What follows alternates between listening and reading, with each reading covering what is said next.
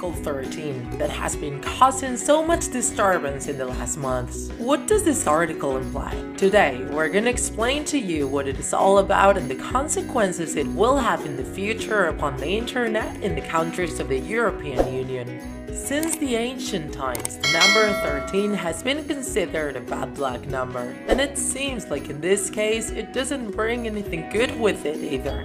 The Article 13 is part of a reform of the European Union Directive on Copyright in the Digital Single Market, which regulates copyright on the internet. This new proposal affects platforms such as Google, Twitch, and YouTube, and social networks like Facebook, Twitter, and Instagram.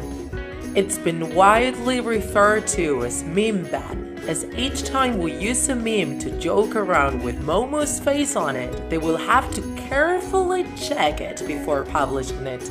Up to now, detection filters such as Content ID on YouTube let authors claim their rights over their work, but the responsibility of these infractions always falls on the user that uploads that content. With this proposal, platforms will have to guarantee content under copyright is not illegally shared.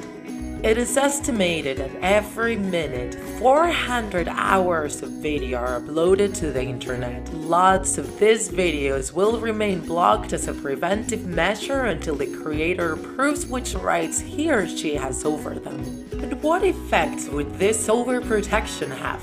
It would limit content. It would especially affect those who use additional material under copyright, content that hasn't been exclusively recorded by them. Just an example. Gameplays have images that belong to the video games. Covers use copyrighted melodies. We can say goodbye to parodies and posting on Instagram while we pretend we're reading books or show our new Funko Naruto figurine. Because, yep, it also applies to copyrighted objects that appear in the pictures. On YouTube, there are thousands of videos that use copyrighted material for educational purposes in many occasions. For lots of creators, this would mean a farewell to part of their audience. They could still watch them from Latin America or the US, but their videos would be blocked in Europe. This also affects consumers. The countries in the European Union will be isolated from content of millions of creators in the world.